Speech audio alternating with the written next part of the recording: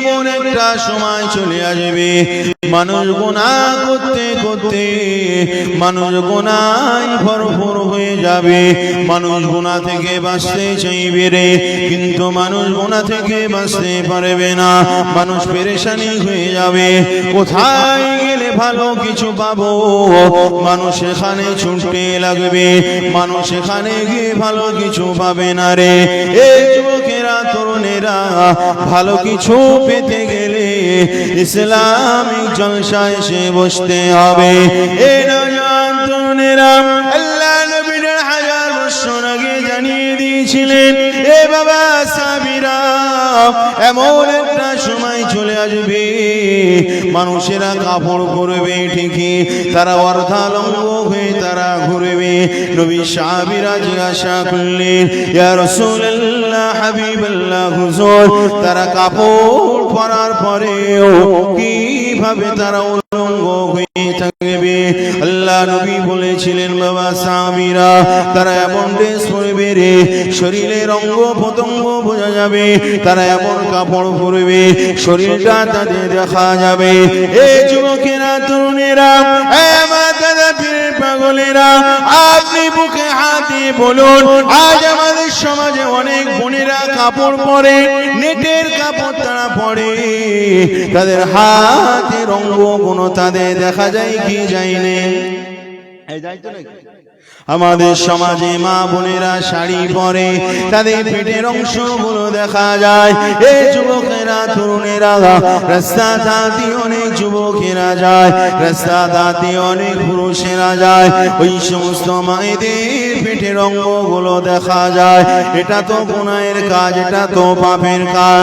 এই নওজোয়ান তরুণেরা আজ আখেরি জামানায় আমাদের মা বোনেরা অনেকেই বোরকা পরে, ওই বোরকা পরে রাস্তা থেকে হাঁটার সময় তাদের পিছনের অংশগুলো তাদের বোঝা যায়, কতটা দুলছে কতটা খেলছে সেটা বোঝা যায়।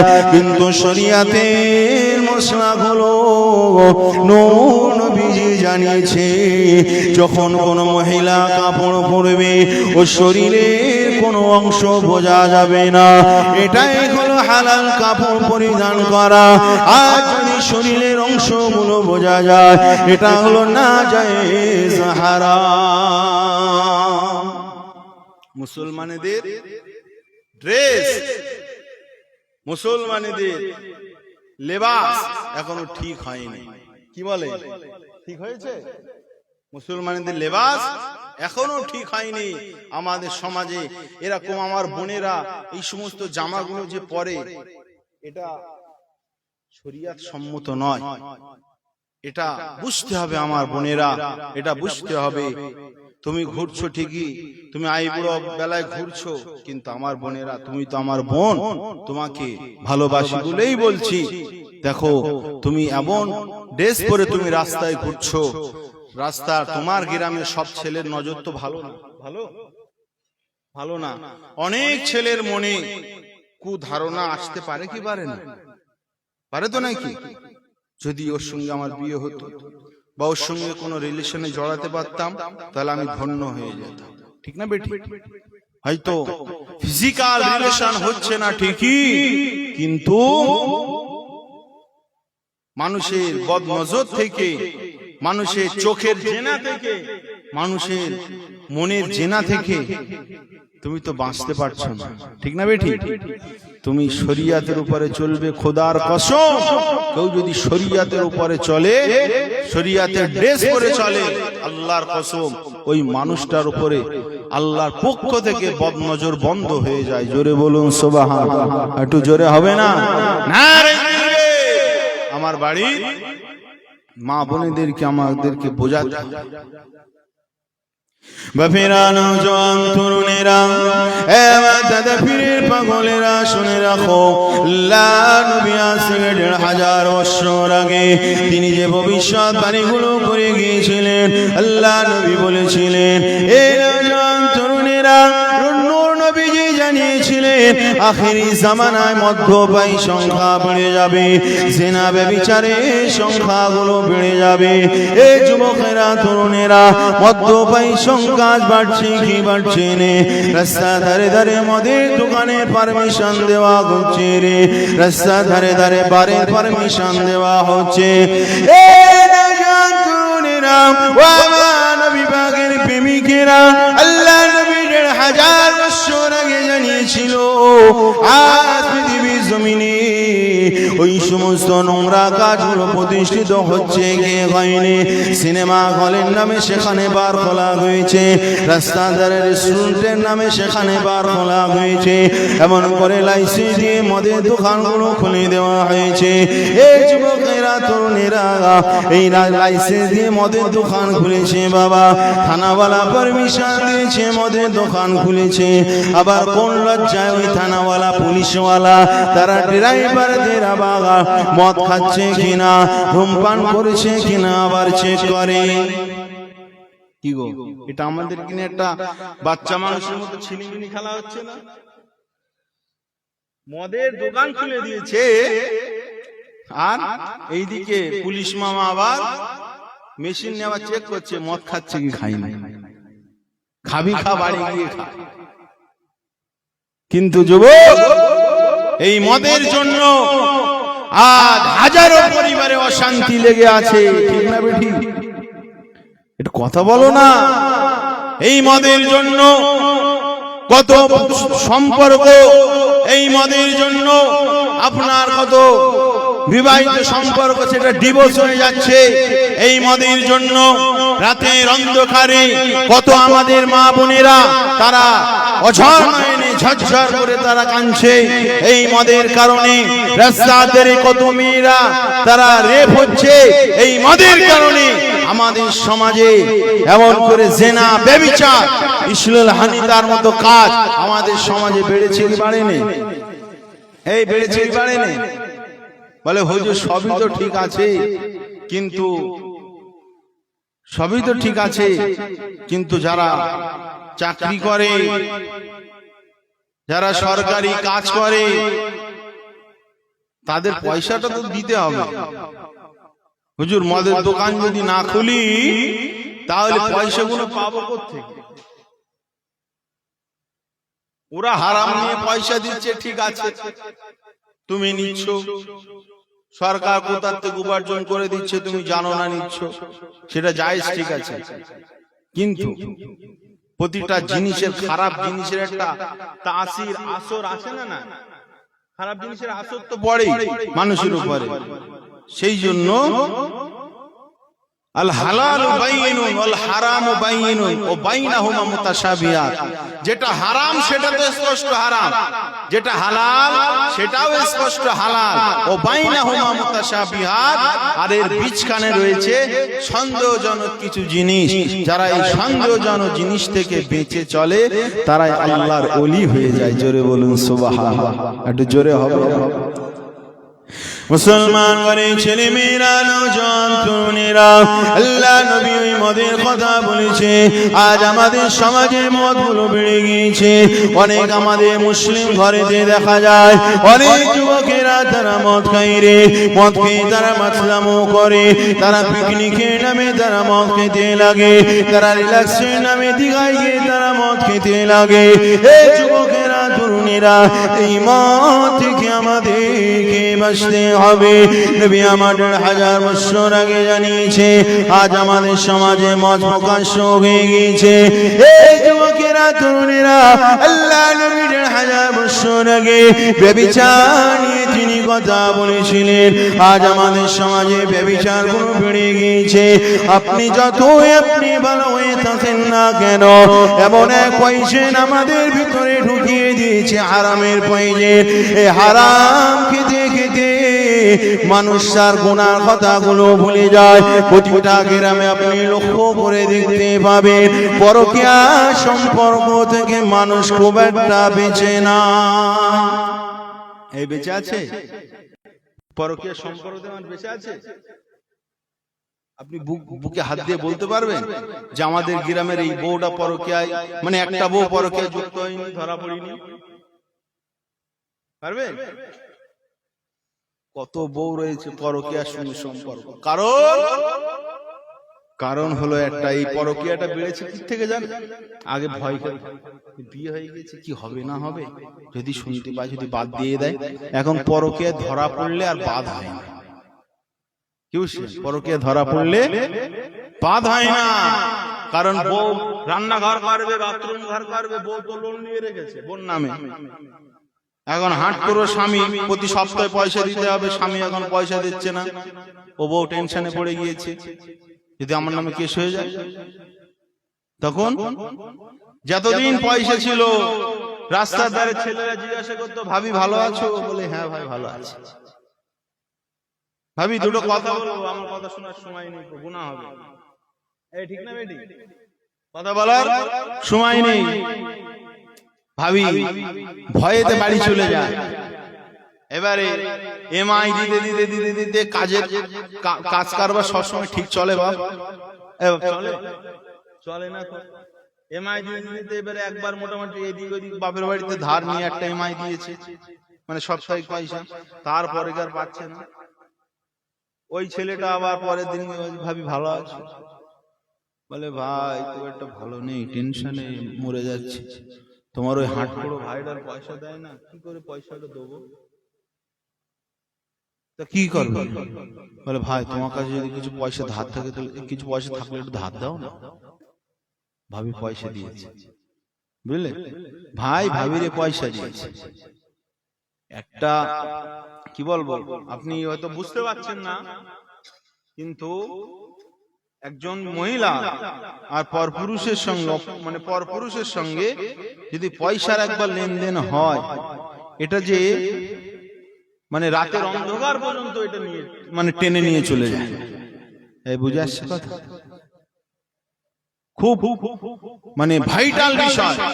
সেই জন্য এবার যখন এই পরকীয়া করতে গিয়ে যখন ধরা পড়ছে, তখন কি হচ্ছে? স্বামী ঝগড়া করছে। এবারে স্বামী তো মানে কাপুরুষ, ও তো পয়সা ইনকাম করে দিতে পারছে না, তখন আর কিছু বলতে পারছে না, পয়সা দিতে পারছে না, আবার যদি কথা বলি মানে ঝগড়া করি, এদের একটা ঝামেলা হবে। সেই জন্য ও চুপ হয়ে যাচ্ছে। এখন ভাই পয়সা দিচ্ছে আর ভাবি লাগাচ্ছে কাজ, মানে এমআই গুলো ভাবি পেমেন্ট করছে, ভাড়ার কোনো চিন্তা নিতে হচ্ছে না, ও যাই হোক। এটা কারণ কি? মানুষ হারামের সঙ্গে সম্পর্ক জুড়লে রাতের অন্ধকার পর্যন্ত মানুষকে টেনে নিয়ে যায়। জোরে বলুন নাউজুবিল্লাহ। বাপেরা, নওজওয়ান তরুণীরা, আল্লাহ নবীর হাজার বছর আগেতে যে কথাগুলো ভুলে গিয়েছিল, আজ পৃথিবীর মানুষেরা সেটাকে মানছে না রে। না মানার কারণে আমরা দেখতে পাই রে, আমাদের সমাজে দুর্নীতিগুলো আমাদের সমাজে বেড়ে গিয়েছে। আজ আমরা নবীর রাস্তাগুলোকে ছেড়ে দিতে লেগেছে, আল্লাহ নবীর সুন্নাতগুলোকে ছেড়ে দিতে লেগেছে, আমার নবীর বিরুদ্ধে ফতোয়াবাজি করতে লেগেছে, আমার নবীর শানের বিরুদ্ধে ফতোয়াবাজি করতে লেগেছে রে। এই যুবকেরা, তরুণেরা, আল্লাহ নবীর সঙ্গে বেয়াদবি করলে আমার আল্লাহ পাক ছাড়বে না রে। নবীর কথার সঙ্গে বেয়াদবি করলে, নবীর ভালোবাসার সঙ্গে বেয়াদবি করলে আমার আল্লাহ পাক ছাড়বে না রে।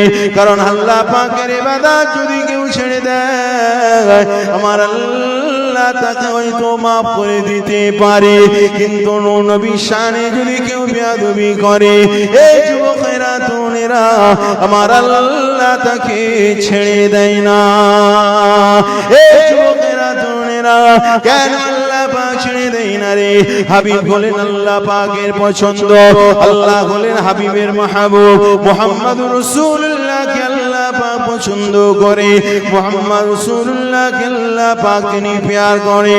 আল্লাহ পাক হাবিবের কষ্টকে তিনি বরদাস্ত করতে পারে না। এই নওজওয়ান তরুণেরা, আজ আপনি আমেরিকার থেকে আপনি দেখিয়ে দেখুন, ওই আমেরিকার জমিনে তারা নিজেদেরকে সুপার পাওয়ার তারা মনে করত। ওই আমেরিকা জমিনে মানুষেরা তারা নিজেদেরকে সুপার পাওয়ার মনে করত, গোটা বিশ্বকে তারা পরিচালনা করত রে। এই যুবকেরা তরুণেরা টেকনোলজি দিক দিয়ে সব থেকে আগে তারা, কিন্তু আজ আমেরিকার টেকনোলজি কোনো কাজে আসছে না রে। এমন করে তাদের পানিগুলো ফুরিয়ে গেল, তাদের পানিগুলো ফুরিয়ে গেল, পানি তারা খুঁজে পাচ্ছে না রে। এই তরুণেরা আল্লাহর কসম যখন চলে আসবে রে, পৃথিবীর আর কোনো বুদ্ধি সেখানে কাজে লাগবে না রে। ওই আমেরিকার মানুষেরা তারা এমন করে ইসরায়েলদেরকে সাহায্য করেছে। আপনার ওই ফিলিস্তিনে গাজায় এমন করে ছোট ছোট বাচ্চাদেরকে তারা মারতে সাহায্য করেছে। ওই বাচ্চাদের চোখের কান্না, ওই বাচ্চাদের রোনাসারে হাজারি, ওখানকার মায়েদের রোনাসারে হাজারি যেন গোটা পৃথিবীর মানুষদেরকে কাঁদিয়ে দিয়েছে। এ বাপেরা শোনেন খেদা, ওই বাচ্চাদের কান্না আজও যেন আমাদের কানেতে ভেসে আসে। ছোট ছোট বাচ্চারা তাদের সামনে তাদের বাপকে ধরে নিয়ে চলে যাচ্ছে, তাদের সামনে তাদের মাকে ধরে নিয়ে চলে যাচ্ছে। বাচ্চা পেছন থেকে আব্বা আব্বা বলে ডাক দিতে লেগেছে, কিন্তু তারপরেও নিষ্ঠুর পাশানি প্রশাসনেরা, সেখানকার মিলিটারিরা তারা বাচ্চাদেরকে দূর করে ছিটকে ফেলে দিয়েছে। মায়ের দিকে একবারও ফিরতে দেয় না রে। আব্বাকে আব্বা বলে ডাকতে লাগে, আব্বাকে নিয়ে যাওনি, আব্বাকে নিয়ে যাওনি, আম্মাকে নিয়ে যাওনি, ছেড়ে দাও। বাচ্চা কাঁদতে লাগে। আর প্রশাসনেরা ওই ছোট ছোট বেগুনা মাসুম বাচ্চাদের সামনে তার আব্বা মায়ের হাতে শিকল দিয়ে বেঁধে নিয়ে চলে যায়। এই যুবকেরা, ওই ফিলিস্তিনবাসীদের চোখের পানি, ওই বাচ্চাদের আর্তনাদ, ওই মা বোনেদের আর্তনাদ পৃথিবীর মানুষ শোনো চায় না। শোনো, আমার আল্লাহর আরশ কাঁপিয়ে দিয়েছে রে।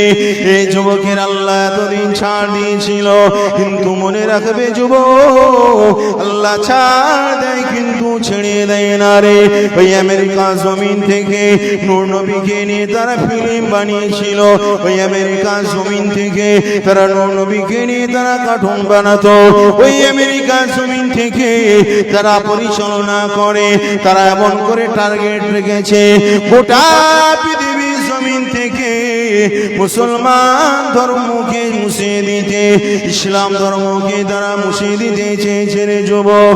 এই যুবকেরা, ওই আমেরিকা মানুষেরা তারা ভেবেছে পৃথিবীর জমিন থেকে মুহাম্মাদের নিশানাগুলো মিটিয়ে দেব, নূর নবীর নিশানাগুলো মিটিয়ে দেব। তারা একের পর এক মিলিয়ন মিলিয়ন ডলার তারা খরচা করে তারা ইসলামের বিদ্বেষী কাজে তারা লাগিয়েছে। তারা আজও তারা লাগাতে রয়েছে। এই যুবকেরা তরুণেরা, কিন্তু আল্লাহর মার বড় মা, আল্লাহর মা যখন আসে পৃথিবীর কোনো কেলানি আর চলে না, পৃথিবীর কোনো কেদানি মদ্দানি বাহাদুরি আর চলে না রে। কারণ আল্লাহর আযাব হলো ভয়ঙ্কর আযাব। ইতিপূর্বে আল্লাহ পাক আযাব দিয়েছিল কওমে সামুদের উপরে, আল্লাহ পাক আযাব দিয়েছিল অনেক নবীর গুনাহগার, অনেক নবীর জামানায় কাফেরদের উপরে আল্লাহ আযাব দিয়েছিল। এই যুবকেরা তরুণেরা, আমেরিকার জমিনে একটা ছোট পাখি কোথা থেকে যেন একটা আগুনের টুকরা পায়ে করে নিয়ে এসে অথবা মুখে করে নিয়ে এসে ওই আমেরিকার ওই জমিনটাই ফেলে দিল, যেখানে ডাক্তারেরা বাস করে, যেখানে প্রফেসরেরা বাস করে, যেখানে বড় বড় ইঞ্জিনিয়াররা যেখানে থাকে, যেখানে এমন করে ব্যবসায়ীরা থাকে। ওই এক ফুটা আগুনের টুকরা ওখানে পড়ে যাওয়ার পরে ওই আমেরিকার ওই জায়গাগুলো আজও সেগুলো জ্বলতে রয়েছে। আজ 14-15 দিন হয়ে গেল। তারা যে বড় বড় হেলিকপ্টার বানিয়েছিল, ওই হেলিকপ্টার করে তারা পানি নিয়ে আসতে লাগলো, পানি তাদের শেষ হয়ে গেল। তারা এমন করে ফায়ার গাড়ি তারা তৈরি করেছে, ওই ফায়ার গাড়ি পানিগুলো তারা শেষ করে ফেলেছে। এক চুল পরিমাণ আগুন তারা লিভাতে পারেনি। এই তরুণেরা মায়েরা শুনে রেখে দাও, যে আমেরিকা ইসলামের বিরুদ্ধে যাদের ষড়যন্ত্র, ইসলামের বিরুদ্ধে যারা লড়াই করতে লেগেছে, ইসলামকে মিটিয়ে দেওয়ার জন্য যারা লড়াই করতে লেগেছে, ওই আমেরিকা সরকার আজ সারা বাধ্য হয়ে মসজিদের মুয়াজ্জিনদেরকে ডাকতে লেগেছে আর বলতে লেগেছে, এ মুয়াজ্জিনেরা তোমরা জান দাও, তোমরা আল্লাহকে ডাকো, আল্লাহ চাইলে এই আযাব থেকে আল্লাহ আমাদেরকে বাঁচিয়ে নিবে।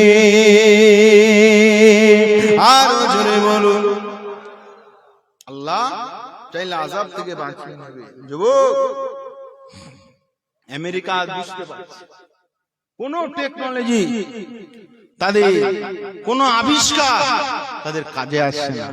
কি গো, এই যদি আমরা মানুষের খারাপই অমঙ্গল কামনা করছি না, শুনে আমার তো মনে হয় ও আগুন মনে হয় দুনিয়ার আগুন না, ও আগুন দুনিয়ার আগুন নয়। কারণ দুনিয়াতে তো কত আগুন লেগেছে, পানি দিয়েছে, আগুন থেমে গিয়েছে, ঠিক না বেটি? আমেরিকা আপনার যেমন আগুন জ্বলছে, আপনার ঠিক প্রচুর স্পিরিটে হাওয়াও বইছে। কি গো, হাওয়া বইলে আগুন থামানো যায়? যেখানে আগুন জ্বলছে না কিন্তু আগুনের মতো লাভা হয়ে রয়েছে, আগুনের মতো লাল হয়ে রয়েছে, ওখানে ফু দিলে আগুন ধরে যাবে কি যাবে না? হাওয়াও বইছে, ওই আগুন এক চুল পরিমাণ কেউ নড়াতে পারছে না।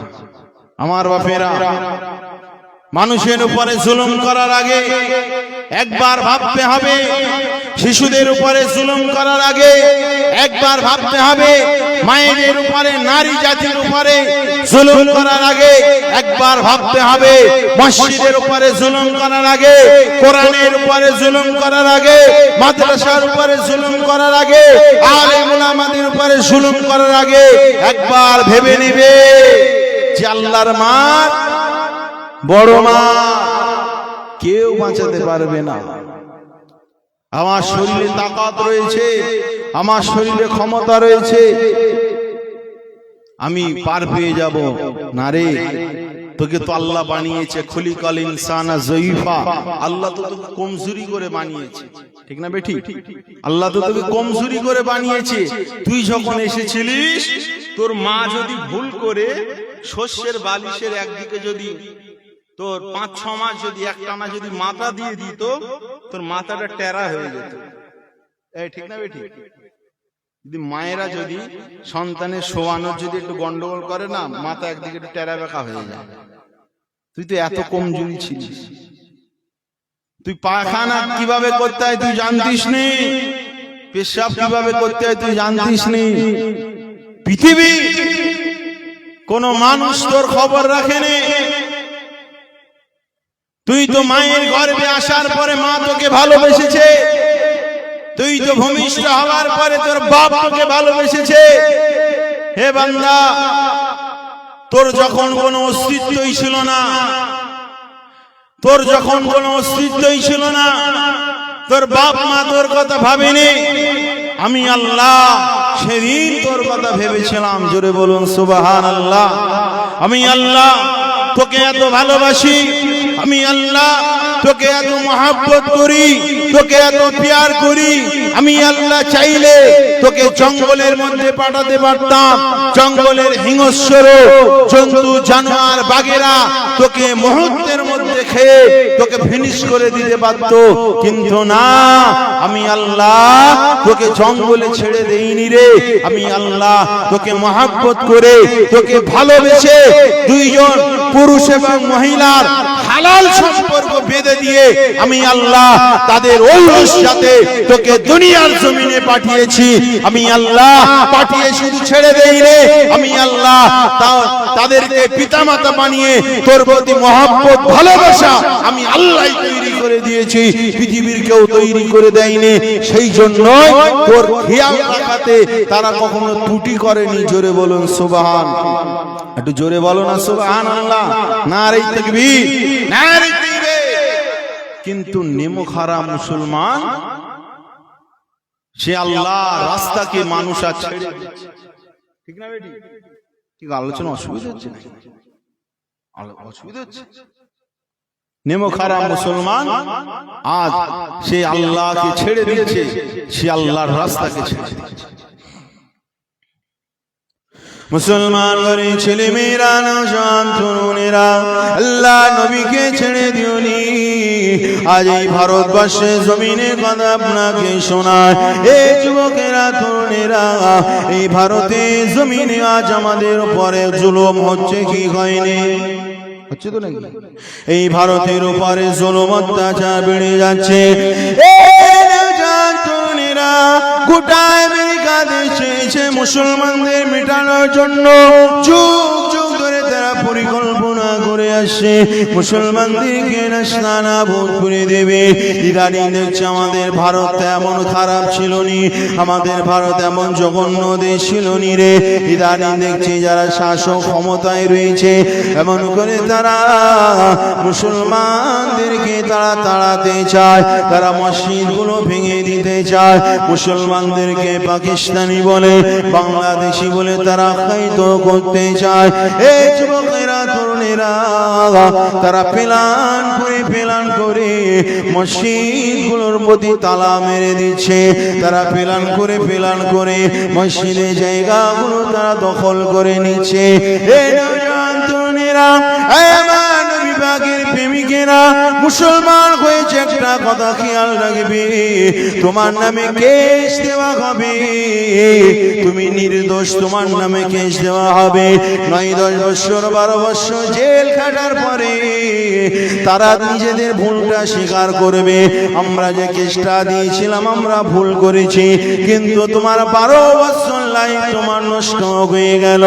এই যুবকেরা তরুণেরা, আপনি মন্দিরে তালা মারতে যাবেন, মন্দিরে গিয়ে আপনি তালা মারবেন, সেখানে দেখবেন এমন করে ঝামেলা তৈরি হয়ে যাবে, মন্দিরকে খুলে দেওয়া হবে। কিন্তু আরএসএস বাহিনী বলে, এমন করে অমানবিক অমানবিক জানোয়ারেরা তারা যখন আপনার মসজিদে তালা মেরে দেবে, এই যুবকেরা তরুণেরা, তখন ওই কেসটা এমন করে কোর্টে চলে যাবে। কোর্ট থেকে পারমিশন না আসা পর্যন্ত আপনার মসজিদ আপনি খুলতে পারবেন না। বুঝে আসছে? একদম সাফ কথা ভাই। মাশাআল্লাহ, শাসন থানা মানুষ যারা আমিনপুর চলপুরি, আল্লাহ পাক মানে একটা যেন বীর বাহাদুরের মতো আল্লাহ যেন একটা ক্ষমতা দিয়েছে। জোরে বলুন আলহামদুলিল্লাহ। আপনার মসজিদে আসলে হয়তো আপনি মেরে একদম কেওড়া তলা পার করে দেবেন, বুঝে আসছে? কিন্তু অনেক জায়গা রয়েছে আপনার বেশিরভাগ মানে অন্য ধর্মের মানুষ বাস করে, অল্প সংখ্যক মুসলিম বাস করে। ওই সমস্ত জায়গাগুলো একবার যদি সন্দেহ করে তালা মেরে দেয়, কি গো মসজিদ আর খুলবে বলে মনে হয়? খুলবে? ও মসজিদ আর খুলবে না, ও মসজিদ বন্ধ হয়ে যাবে, নাই কি হবে? মন্দিরে পরিণত হবে। বুঝে আসছে? ভারতের জমিনে আস্থার হিসেবে বিচার হচ্ছে। আপনি ভাবছেন ও তো পরের কথা, আপনি ভাবছেন ও তো পরের কথা। যখন আপনার মেয়েটা যখন রেপ হবে, আপনি যখন বিচার পাবেন না, তখন বুঝবেন, হিংস্র জানোয়ারদের সংখ্যা বেড়ে গিয়েছে। বুঝলে? হিংস্র হয়তো শুনতে খারাপ লাগছে, অনেক হাই এডুকেটেড মানুষ আছে, হিংস্র জানোয়ারদের সংখ্যা বেড়ে গিয়েছে।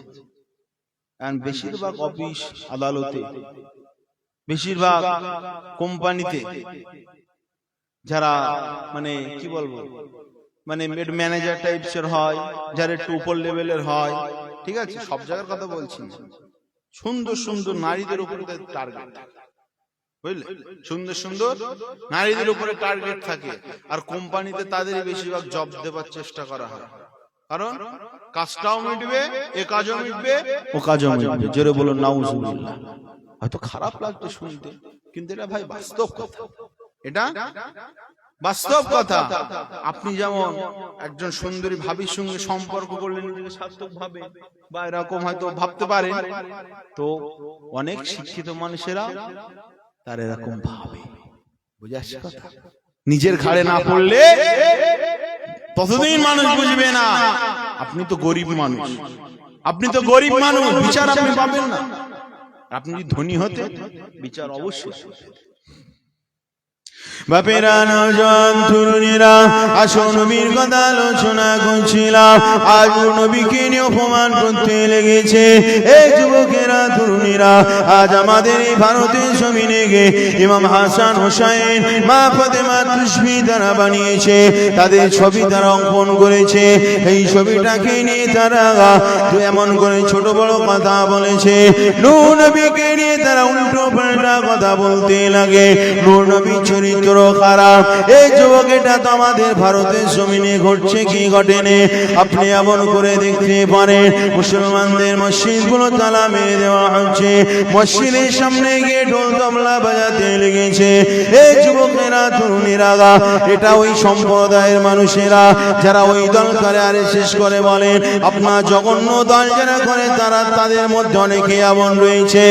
এই যুবকেরা মূলত হিন্দুরা খারাপ নয়, তাদেরকে খারাপ বলছি না, কিন্তু তারা মদে অনেক ছেলে রয়েছে, মদের নেশায়, টাকার নেশায়, নারীর নেশায় তারা ওই নোংরা কাজে জুড়ে গিয়ে তারা মসজিদের সামনে ঢোল বাজাচ্ছে, মাদ্রাসার সামনে ঢোল বাজাচ্ছে, নূর নবীকে নিয়ে ব্যঙ্গচিত্র তারা বানাচ্ছে। এই যুবকেরা তরুণেরা খোদার কসম করে বলে যায় রে, যেমন চিশতি মরে যাবে, এই এমন করে চুলপুরবাসী মরে যাবে। পৃথিবীর জমিনে যদি মুসলমানেরা কোন কোনায় যদি একটা মুসলমান থাকে, ইসলামকে মিটাতে পারবে না। এই নওজোয়ান তরুণীরা, ইসলাম হলো আল্লাহ পাকের ধর্ম। ইন্না দীনা ইনদাল্লাহিল ইসলাম, ইসলাম হলো আল্লাহর ধর্ম। আল্লাহ ইসলামকে পছন্দ করেছে, ইসলামকে কেউ মিটাতে পারবে না রে। পৃথিবী যতই সুপার পাওয়ার চেষ্টা করুক না কেন, ওমা কারু ওমা কারাল্লাহ, আল্লাহু খায়রুল মাকিরিন। আমার আল্লাহ পাক চক্রান্তকারী, আমার আল্লাহ পাক যারা চক্রান্ত করে, আমার আল্লাহ তাদের সঙ্গে পাল্টা চক্রান্ত করবে রে। পৃথিবীর ইসলামকে মিটিয়ে দিতে পারবে না রে। তবে ভারতের কঠিন পরিস্থিতি আজ যদি ভাইরা শুধরে না যায়, আজ যদি ওই সমস্ত ধর্ম বিদ্বেষী, মুসলমান বিদ্বেষী, কোরআন বিদ্বেষী তারা যদি আজ যদি তারা এমন করে শুধরে না যায়, হয়তো আমেরিকার মতো আগুন পড়তে পারে। পারে কি পারে না? এই পারে তো না। যখন আগুন পড়বে হয়তো হুজুরের ঘরও বাঁচবে না। এই ঠিক না বেটি? যখন আল্লাহর গজব আয়, একটা কথা আছে বলে না, যে আল্লাহর গজব যখন আসবে তখন পীরের ঘরেও বাঁচবে না। এর কারণটা কি? দেখা যাচ্ছে এই গ্রামে অনেক মানুষ রয়েছে, 100টা মানুষ ধরে, তো 100টা মানুষের মধ্যে 90 জন মানে 99 জন মানুষ অন্যায়ের সঙ্গে যুক্ত, লাবাতাতের সঙ্গে যুক্ত। বুঝে আসছে কথা? 99 জন, একজন ভালো রয়েছে। আল্লাহ চাইছে যে এই গ্রামটা শেষ করে দেবে, আল্লাহ একজনকে বাদ দেবে না, বুঝলে? ও সবার সঙ্গে হুজুরের বাড়ি আল্লাহ দিয়ে দেবে। দিয়ে দেওয়ার পরে আল্লাহ এবারে বিচার করে দেখবে যে এ ভালো ছিল না খারাপ ছিল। তখন যদি আমি ভালো হই, তখন আল্লাহ আমার জান্নাতে দিয়ে দেবে। বুঝে আসছে কথা? আমাদের সমাজ কত নোংরায় ভরে গিয়েছে। ওই আমেরিকা সরজমিনে আপনার এমন এমন নিয়ম তারা বের করেছে যে একজন বিবাহিত মহিলা সে যদি মনে করে আর 5 জন পুরুষের সঙ্গে সম্পর্ক রাখতে পারবে, স্বামী আইন ব্যবস্থা দিতে পারবে, সমকামিতা বলছেন, পুরুষ পুরুষে বিবাহ করা ওখানে জায়েজ, বৈধ করেছে। জোরে বলুন নাউজুবিল্লাহ। এই নোংরা কাজ কোন একটা নবী জামানায় মানুষেরা এই নোংরা কাজ করত, আল্লাহ তাআলা তাদের বাঁদর করে দিয়েছে। জোরে বলুন না নাউজুবিল্লাহ। ওই জঘন্য কাজগুলো আমাদের সমাজে বাড়ছে কি বাড়ছে? বিচার ইনসাফ আমাদের সমাজ থেকে উঠে যাচ্ছে। মুসলমান করে ছেলে মেয়েরা, নওজোয়ান তরুণেরা, আল্লাহ নবী ১৫০০ বছর আগে নবী আমার জানিয়ে দিয়েছেন, সেটা বাস্তবে হচ্ছে ইলা ইয়াউমিল কিয়ামাহ, কিয়ামতের আগ পর্যন্ত হতে লাগবে। এই যুবকেরা তরুণেরা ওই দিকে আলোচনা করতে গেলে অনেক বেড়ে যাবে রে। মুসলমানেরা আজ এত নিকৃষ্ট হয়ে যাচ্ছে রে, মুসলমান ধর্মকে ভুলে যাচ্ছে, নূর নবীর কথাকে মুসলমানেরা ভুলে যেতে লেগেছে। পৃথিবীর মুসলমানেরা আজ তারা হিংস্র হয়ে যাচ্ছে। এই যুবকেরা তরুণেরা, কয়েকদিন আগেকার ঘটনা আমি যেটা আপনাকে বোঝাতে চাইছি, কয়েকদিনের আগেকার ঘটনা আপনার হুগলি জেলা হরিফল থানা, সেখানে এমন করে মুসলমানেরা পীরের নামে মেলা তারা বসিয়েছে। শুধু মেলা তারা বসায়নি রে, ওই পীরের নামে মেলা তারা বসিয়েছে। মেলা কোথায় বসাবে? সব জায়গায় দোকান পাশারি হয়ে গিয়েছে। নাগরদোল্লা কোথায় বসাবে? আরো কিছু দোকান রয়েছে, কোথায় বসাবে? তারা কি করলো? মুসলমানেরা জায়গাটা ঠিক করে দিল রে, এই কবরের এখানে তোরা বসাবি। জোরে বলুন নাউজুবিল্লাহ। এই নওজোয়ান তরুণেরা, ও আমার নবী পাকের প্রেমিকেরা, ওইখানে ঝামেলা শুরু হয়ে গেল। কবরের উপরে এমন করে নাগরদোল্লা সেখানে বসাতে দেবে না, কবরের উপরে দোকান পাশারি বসাতে দেবে না। কিছু মুসলমান সাইড হয়ে গেল, আর সেখানে আল্লাহর এক বান্দা গিয়েছিল রে যুবক, যা যা রাজনীতির পরিচয় তার কাছে। পীরজাদা নওশাদ সিদ্দিকী যখন গিয়েছে, ওখানকার কিছু মানুষ মুখের উপরে ডাইরেক্ট অ্যাটাক করে বলে দিয়েছে, নওশাদ তুমি ধর্ম শিখাতে এসো এখানে, তুমি রাজনীতি করো, রাজনীতি করতে যাও, রাজনীতি করে যাও, তুমি এখানে ধর্ম কেন শিখাতে এসেছো রে? এই যুবক তোমাদেরকে বলি, ওখানকার অনেক ছেলেরা কথাও বলেছে, এখানে মেলার এমন করে নাগরদোল্লা বসানো বলে, মেলার দোকান বসানোর পারমিশন ছিল নি, তবে জেলা থেকে আমরা পারমিশন নিয়েছি, ওখানে দোকান বসার অনুমতি দিয়েছে। কেন জেলা থেকে পারমিশন দিয়েছে?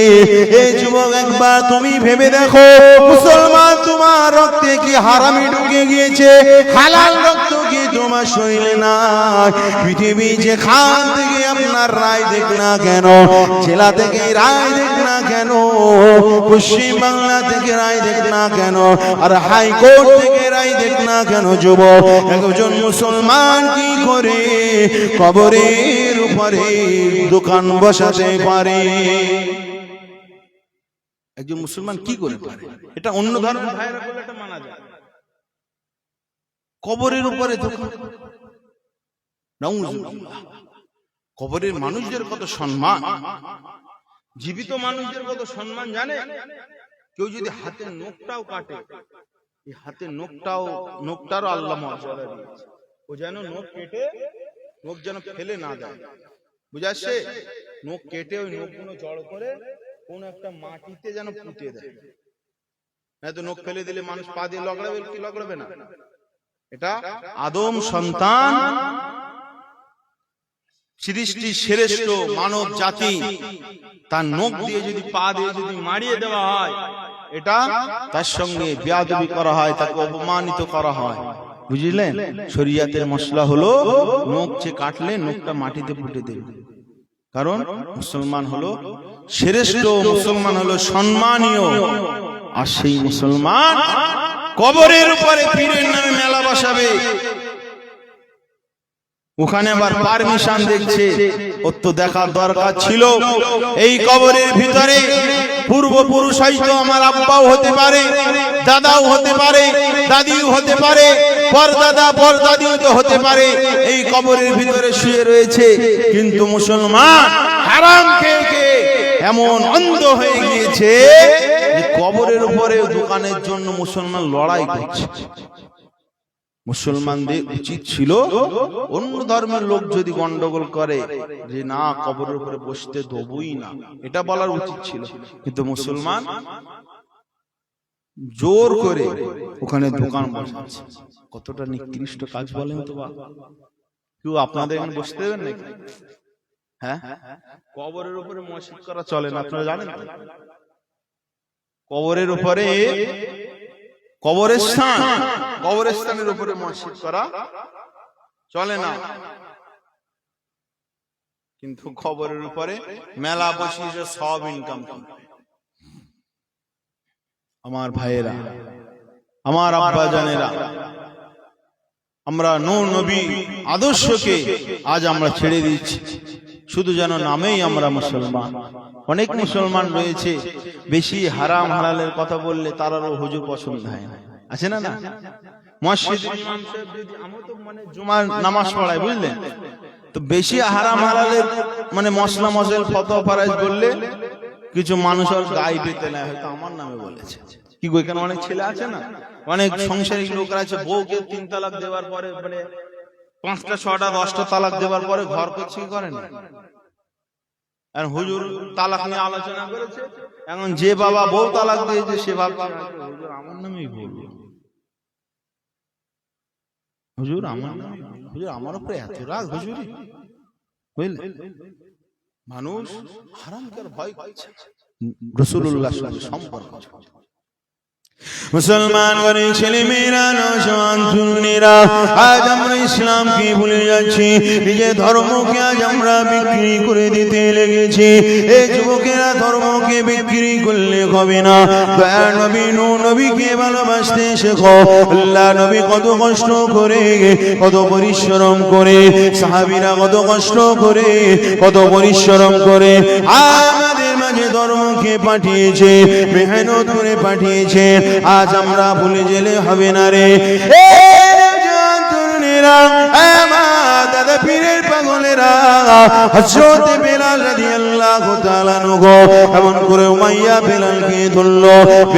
বেলাল যখন বলতে লাগলো লা ইলাহা ইল্লাল্লাহ মুহাম্মাদুর রাসূলুল্লাহ, বেলাল যখন এক আল্লাহকে মেনে নিল, বেলাল যখন নূর নবীকে রাসূল বলে মেনে নিল, সেই সময় উমাইয়া শাস্তি দিতে লাগলো, বেলালের শরীরের উপরে পাথরগুলো চাপিয়ে দিতে লাগলো। রে যুবক, এই যুবক, মরুভূমির পাথরের উপরে বেলালকে ঘিচড়ে নিয়ে যেতে লাগলো রে।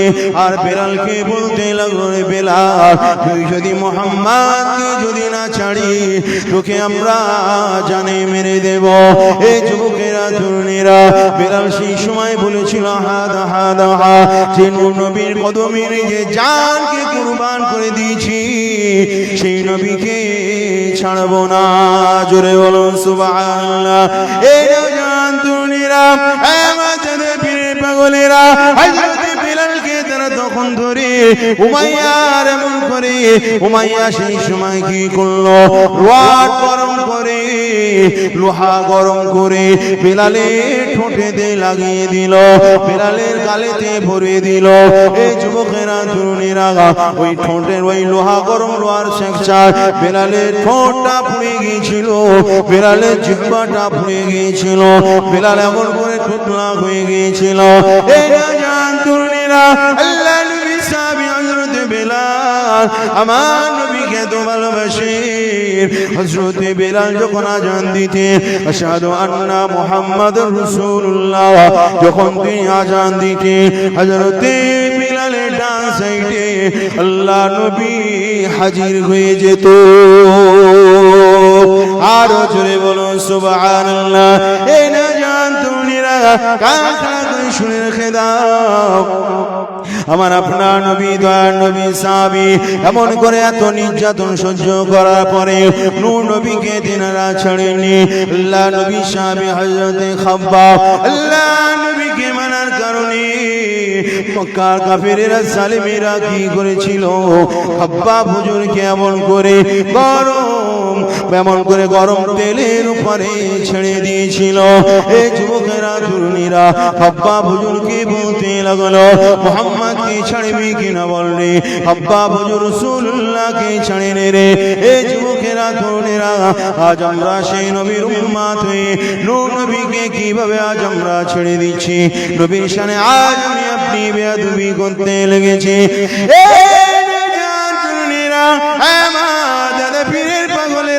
আল্লাহ নবী সাহাবীরা এত কষ্ট করেছে, আমার আপনার নবী দয়ার নবী নূর নবী, তিনি আমাদের মাঝে কলেমা পৌঁছে দেওয়ার জন্য, আমাদেরকে জান্নাতের রাস্তা দেখানোর জন্য আল্লাহ নবী কত মেহনত করেছিল। যুবকেরা আল্লাহ নবী এক তারিখে এমন করে সাফা পাহাড়িতে ডাক দিলেন, হে মক্কা মানুষেরা, আমি মুহাম্মদ তোমাদেরকে একটা কথা শোনাই। সাফা পাহাড় মক্কার মানুষেরা হাজির হয়ে গেল।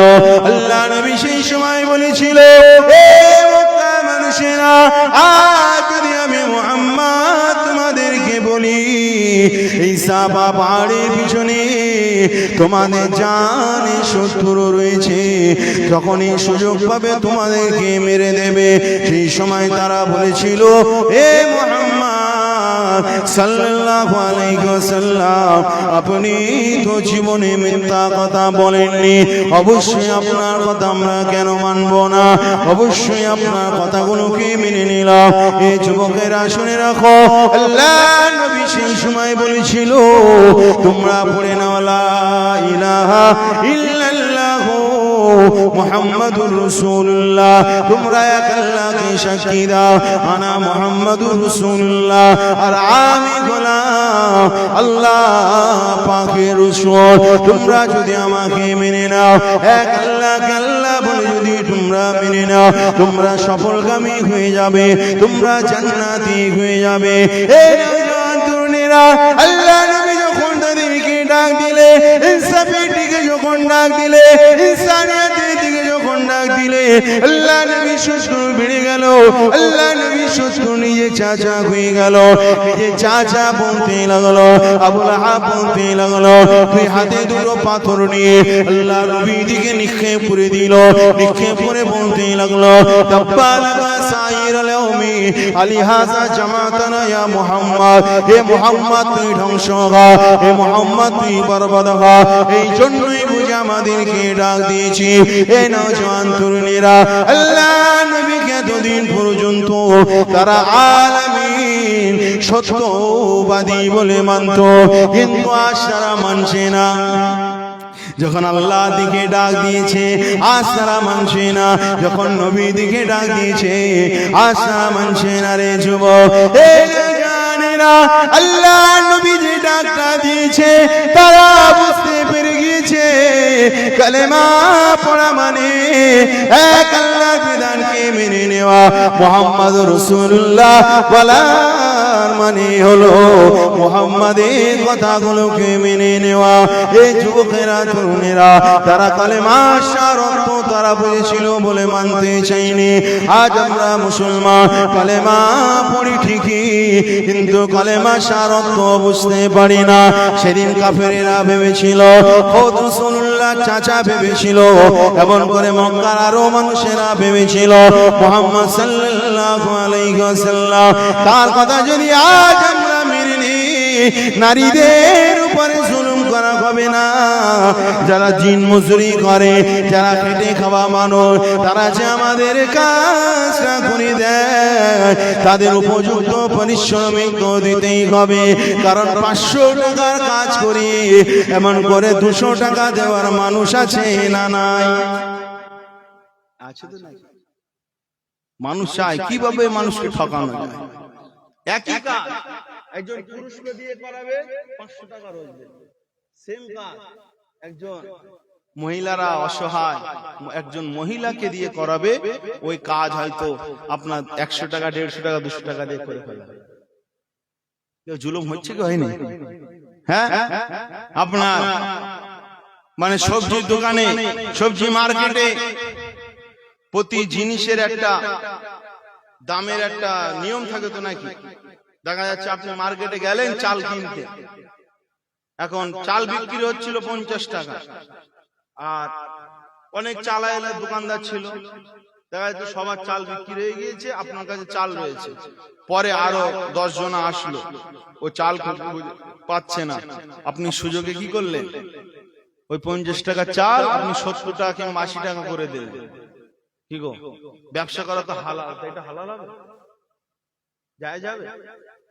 নিয়ম মেনটেন করে চলা এটাও শরীয়তের হুকুম। জোরে বলুন সুবহানাল্লাহ। একজন মানুষ যদি ইসলামকে যদি ফলো করে, ওই মানুষের কাছে ছোট্ট মেয়ে থেকে ছোট্ট বাচ্চা থেকে শুরু করে বৃদ্ধা মহিলা, বৃদ্ধ পুরুষ সবাই নিরাপদে থাকে, সবাই ইনসাফ পায়। জোরে বলুন সুবহানাল্লাহ। কিন্তু ইনসাফকে আজ আমরা ভুলে যাচ্ছি। কারা বলবে ইনসাফের কথা?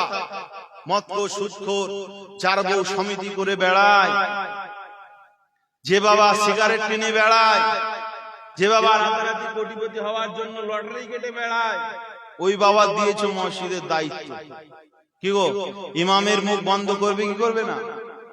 হ্যাঁ, তারাই তো বলবে, ইমামরাই তো বলবে, তাদের মুখ বন্ধ করে দেয়। 2-4 দিন ভালো করে কথা বলেন, ইমাম সাহেব ভাবছে যে আমার দুটো ছেলে রয়েছে, বউ রয়েছে, বাড়ি আব্বা মা রয়েছে, যদি চাকরিটা চলে যায় কি করে খাদ্য? তো যা বলছো বুঝে আসছে কথা? কি গো, আমাদের সমাজে নাই এরকম? অনেক অনেক জায়গায় রয়েছে, বউ সমিতি করে আর স্বামী মসজিদ আছে তো নাকি? বউ সমিতি করে, স্বামী কেশিয়ার হয়ে বসে রয়েছে, সভাপতি সহ সভাপতি হয়ে বসে রয়েছে, এরকম আছে না? বউ নামাজ পড়ে না, বউ পেট বের করে ঘোরে, এরকম লোক তো আছে মসজিদে কমিটির অন্তর। আল্লাহ নবী 1000 বছর আগে যে কথা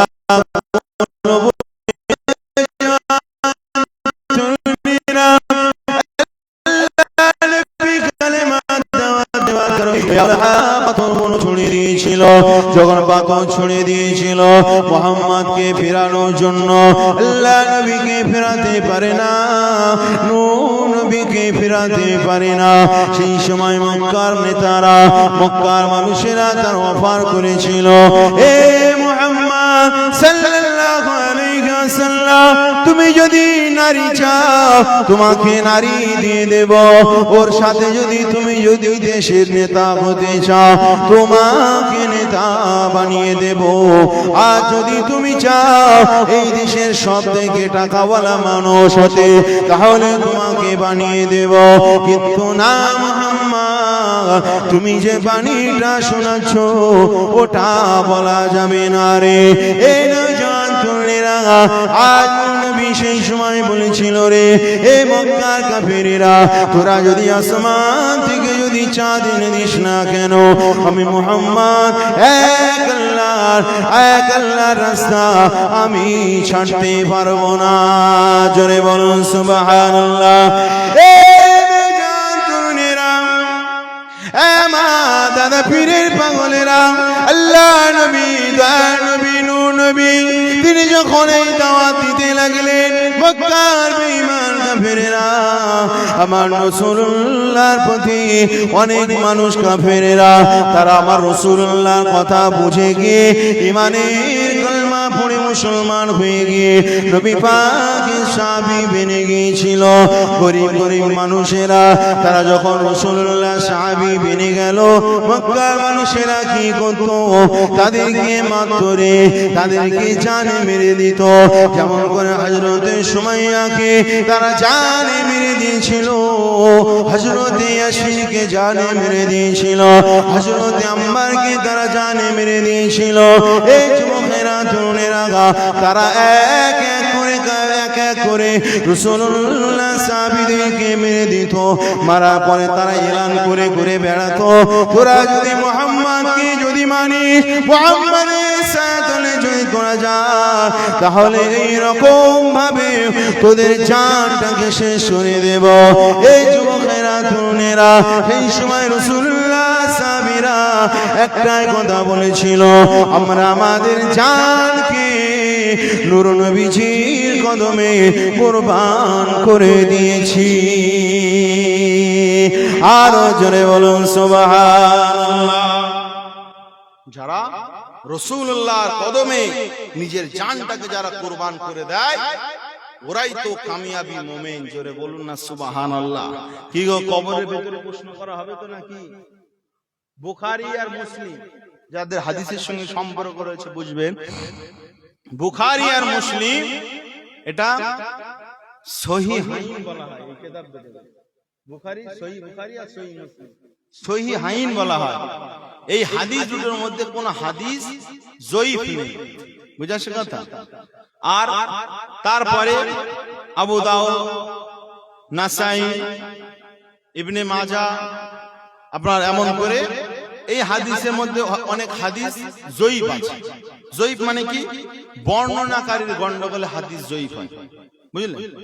আর সহিহাইন বুখারী এবং মুসলিমের হাদিস, এই সহিহাইন হাদিসের মধ্যে কবরের প্রশ্নের ব্যাপারে একটা কথাই, মা কুনতা তাকুলু ফি হাজার রাজুল লি মুহাম্মাদিন সাল্লাল্লাহু আলাইহি ওয়াসাল্লাম। ফেরেশতা কবরে যখন রাসূলুল্লাহ কবরে নিয়ে আসা হবে, হুজুরকে যখন কবরে নিয়ে আসা হবে, তখন ফেরেশতারা বলে দেবে যে এই ব্যক্তি সম্পর্কে তোমার কি রায় ছিল, তোমার কি আকীদা ছিল। লি মুহাম্মাদিন, ইনি হলেন মুহাম্মদ রাসূলুল্লাহ সাল্লাল্লাহু আলাইহি ওয়াসাল্লাম, ইনার ব্যাপারে দুনিয়ায় তোমার কি রায় ছিল। বুঝাচ্ছে কথা?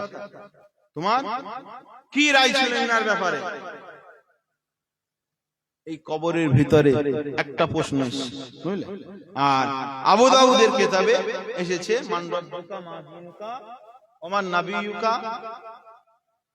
এরকম অন্যান্য হাদিসের কিতাবে এসেছে। কিন্তু মূল যেটা, যে রাসূলুল্লাহর বিষয়ে সবাইকে জিজ্ঞাসা করা হবে, যারা উত্তর দিতে পারবে তারাই কামিয়াব। ঠিক না বেটি? কি আলোচনা অসুবিধা হচ্ছে? হুজুর এক্ষুনি আসবে, প্রায় সময় শেষের দিকেও চলে যাচ্ছে, হুজুর আসবে, তাই তো নাকি? একবার দরুদ শরীফ আল্লাহুম্মা সাল্লি আলা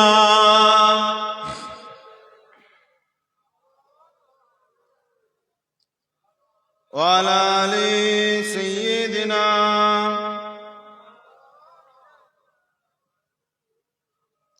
ওরে ভূমি মদিনার ভূমি, ওরে মাটি মদিনার মাটি, দুই দিকে দুই সাথী হায়, বিছকানে আমার নবী জিন্দা শোয়ে রায়, বিছকানে আমার নবী জিন্দা শোয়ে রায়। জোরে বলুন না সুবহানাল্লাহ। একটু জোরে হবে না? সুবহানাল্লাহ যত জোরে হবে ওয়াজটা শুনতেও তত ভালো লাগবে, ঠিক না বেটি? একটু জোরে বলুন সুবহানাল্লাহ। নারে তাকবীর, নারে তাকবীর। ওরে ভূমি মদিনার ভূমি, ওরে মাটি মদিনার মাটি, দুই দারে দুই সাথী হায়, বিছকানে আমার নবী জিন্দা শোয়ে রায়, বিছকানে আমার নবী জিন্দা শোয়ে রায়। যেতে যদি পারতাম আমি সোনার মদিনায়, সালাম আমি দিতাম গিয়ে নবীজির রোজায়। জোরে বলুন না। যেতে যদি পারতাম আমি সোনার মদিনায়, সালাম আমি দিতাম গিয়ে নবীজির রোজায়।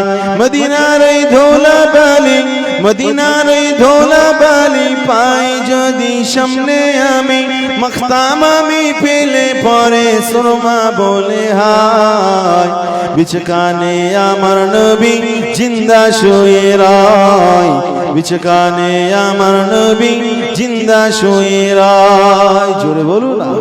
ওরে ও ভূমি মদিনার ভূমি দুই দিকে দুই সাথী হায় বিছকানে আমার নবী জিন্দা শুয়ে রয় বিছকানে আমার নবী জিন্দা শুয়ে রয় রওজাতে শুয়ে নবী কান্দে যারে যান পাপে ভরা গুনাহে ভরা উম্মত আমার রওজাতে শুয়ে নবী কান্দে যারে যান পাপে ভরা গুনাহে ভরা উম্মত আমার কিয়ামতের দিনে নবী কিয়ামতের দিনে নবী করবেন রোনাজারি আল্লাহর দরবারে নবী পড়িয়া সিজদায় বিছকানে আমার নবী জিন্দা শুয়ে রয় বিছকানে আমার নবী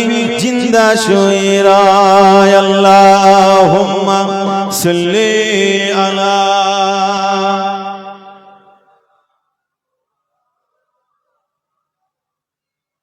জোরে জোরে পড়ে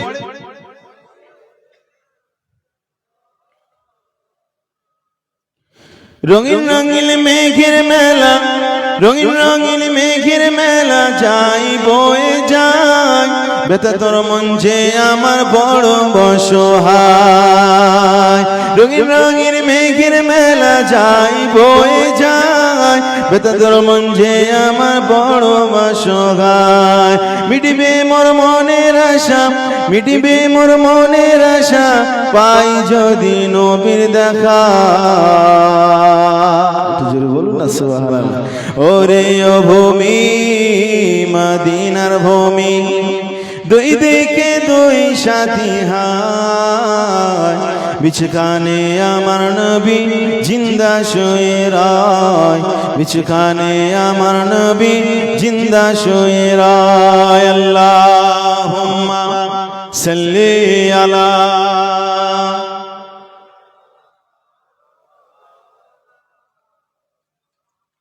ওয়ালা আলি সাইয়্যিদিনা আমার আব্বা জানেরা আমার ভাই জানেরা কি গো রাসূলুল্লাহ সাল্লাল্লাহু আলাইহি সাল্লাম নূর নবীজির সঙ্গে সম্পর্ক করতে হবে কি হবে না হবে তো যদি শয়তানের রাস্তা যদি ফলো করি রাসূলুল্লাহর রাস্তা যদি ফলো না করি কি হবে কবরের ভিতরে চিনতে পারবো না ইবলিস শয়তানকে হাজির করলে কিছু কিছু মাল রয়েছে শালা ঠিক চিনে ফেলবে ও হয়তো জীবনে দেখিনি বলবে এ তো আমাদের লিডার এ তো আমাদের নেতা খুব ভাইটাল প্রশ্ন আপনি বুঝতে পারছেন না ব্যাপারটা যে আল্লাহ রাসূল সাল্লাল্লাহু আলাইহি সাল্লামকে হাজির করা হবে আবার ফেরেশতা বলে দেবে লি মুহাম্মাদিন ইনি হলেন মুহাম্মদ সাল্লাল্লাহু আলাইহি সাল্লাম মানে বুঝে আসছে কথা ইনি হলেন মুহাম্মদ সাল্লাল্লাহু আলাইহি সাল্লাম মানে ব্যাপারটা এটাই মানে বুঝলাম যে দুনিয়ার জমিনে মানুষ যেভাবে রাসূলুল্লাহর সঙ্গে সম্পর্ক রাখতো ঠিক ওই রকম ভাবেই কবরে উত্তর দেবে কেউ যদি খারাপির সঙ্গে সম্পর্ক রাখে কেউ যদি ব্যভিচারের সঙ্গে সম্পর্ক রাখে কেউ যদি নোংরা গুনাহের সঙ্গে সম্পর্ক রাখে আর যদি মুহাম্মদ সাল্লাল্লাহু আলাইহি সাল্লামকে নবী বলেও মানে আবার এই গুনাহের সঙ্গে সম্পর্ক দু নম্বরই ঘুষখুরি চুগলখুরি দাগাবাজি মস্তানি বাহাদুরগিরি কিন্তু আবার এইদিকে আমি রাসূলুল্লাহর উম্মত তো এই মানুষটাও তো কবরে জবাব দেবে তাই তো নাকি আবার ভালো মানুষও রাসূলুল্লাহকে চিনে জবাব দেবে কি গো দুজনের জবাব সমান হবে দুজনাই তো নবীকে নবী বলে মানে সমান হবে না কবরে যারা নবীর সঙ্গে যেমন আকীদা রাখে তেমনই কবরে সে জবাব বাফেরা নওজওয়ান তরুণীরা আমার আপনার পীর ও মুর্শিদ ফুরফুরা শরীফ দাদা গো রহমাতুল্লাহ আলাইহি এই যুবকেরা তরুণেরা বিশেষ করে আমিনপুর এলাকার মানুষেরা এমন করে চলপুর এলাকার মানুষেরা দাদা হুজুরকে মানে না এমন মানুষ নেই সবাই দাদা হুজুরের পাগল ঠিক না বেটি আমিনপুর মাদ্রাসা আমার খাজা হুজুরের নামে ঠিক না বেটি সব এখানেকার মানুষের এত টাকা পয়সা, যারা ব্যবসা বাণিজ্য করে, মানুষের আল্লাহর ওলিয়া ওলিয়াদের রুহানি দোয়া লাগে, ঠিক না বেটি? এই হাওড়া জেলার মানুষ, হুগলি জেলার মানুষ এত তারা কি কেন? ওলিয়া ওলিয়াদের দোয়া, তারা আলেমদের সঙ্গে কখনো বিয়াদবি করে না। আল উলামা ওয়ারাসাতুল আম্বিয়া, আলেম ওলামাদের সঙ্গে যদি বিয়াদবি করে আল্লাহ ধ্বংস করে দেবে। কারণ নবী রাসূল তো নাই আর আছে দুনিয়া, পর্দা নিয়েছে, তাদের উত্তরসূরি হিসেবে কাজ করছে। বুঝাচ্ছে? এই নজাতুনিরা, আমার মায়েরা বোনেরা, মুজাদ্দিদুজ্জামান কুতুবুল আলম আমিরুশ শরিয়া দাদা হুজুর রহমাতুল্লাহ আলাইহি, আল্লাহ পাক যিনাকে মুজাদ্দিদ করে দুনিয়ায় পাঠিয়েছিলেন। এই যুবকেরা, তরুণেরা, হাজার হাজার মাস্তানেরা, হাজার হাজার ডাকাতেরা, হাজার হাজার চোরেরা, এমন করে বহু সংখ্যক চগলখড়িরা, জিনা ব্যভিচারকারীরা দাদা হুজুরের দরবারে যখন যেতে, দাদা হুজুরের হাতে হাত দিয়ে বায়াত হয়ে হাজার হাজার মানুষেরা ইসলামের পথে ফিরে এসেছিলেন। এই নওজোয়ান তরুণীরা দাদা পীর গোলামাদের জন্য নিয়ামত রে, ওই দাদা পীরকে আমি আপনি ভুলে যেতে লেগেছি।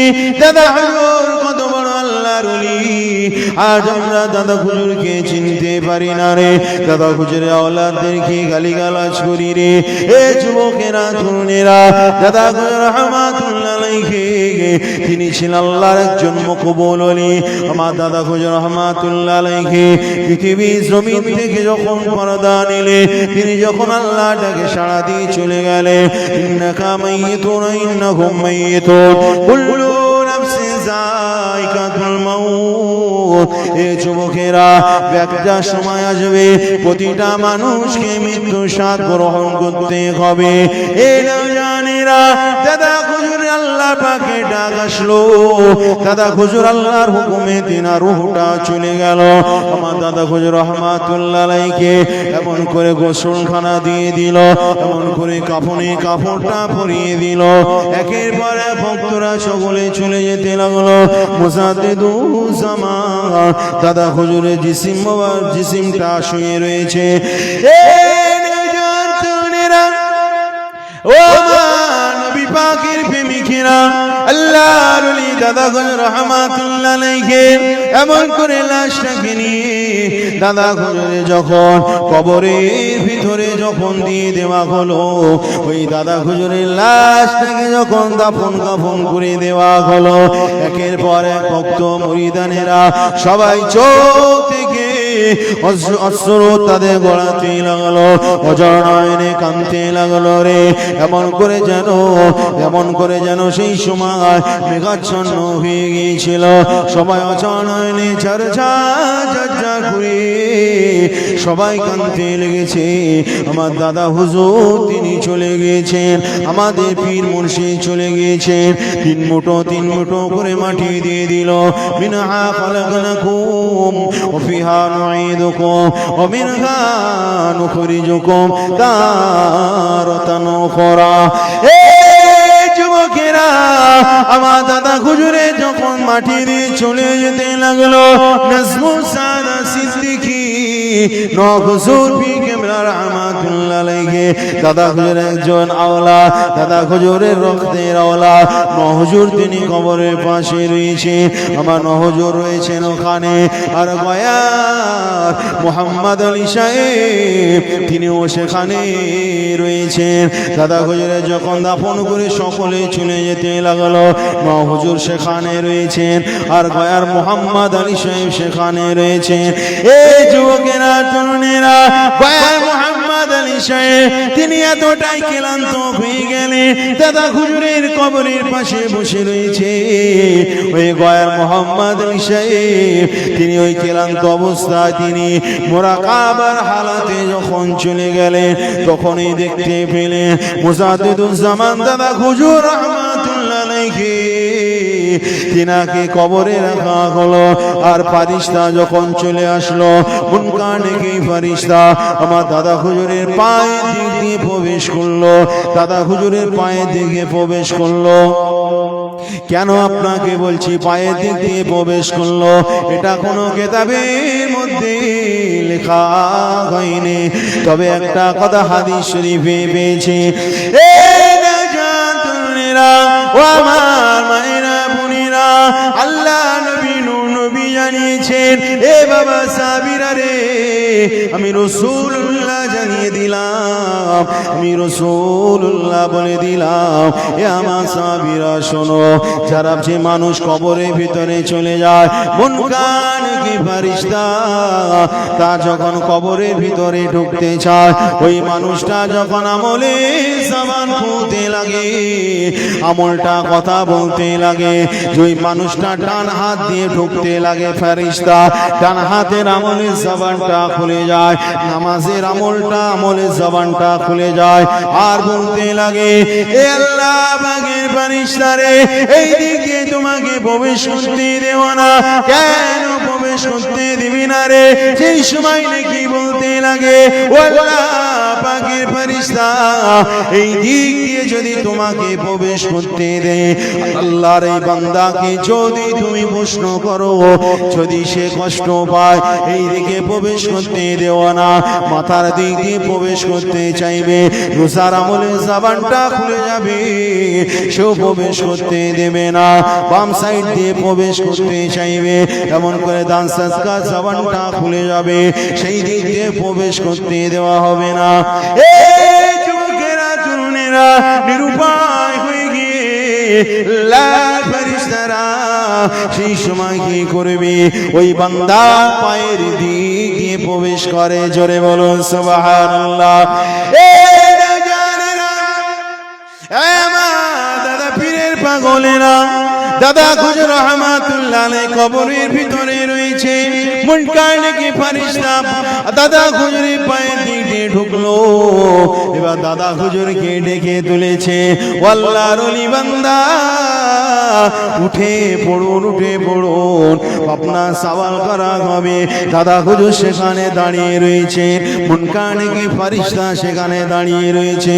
এই যুবকেরা তরুণেরা, মুনকার নাকি ফেরেশতা 10 থেকে 11 বছরের যুবকের সুরাত নিয়ে দাদা হুজুরের কবরের ভিতরে হাজির হয়ে গেল, জোরে বলুন সুবহানাল্লাহ। এই না জান তরুণেরা, আমার দাদা হুজুর রহমাতুল্লাহ আলাইহি আল্লাহর কোরআন আল্লাহ পাক বললেন, আলা ইন্না আউলিয়া আল্লাহি লা খাউফুন আলাইহিম ওয়া লা হুম ইয়াহজানুন, যারা আল্লাহর ওলি হয়ে যায়, যারা আল্লাহর মাহবুব হয়ে যায়, তাদের ভয় দূরের কথা, তাদের কোনো চিন্তা থাকে না।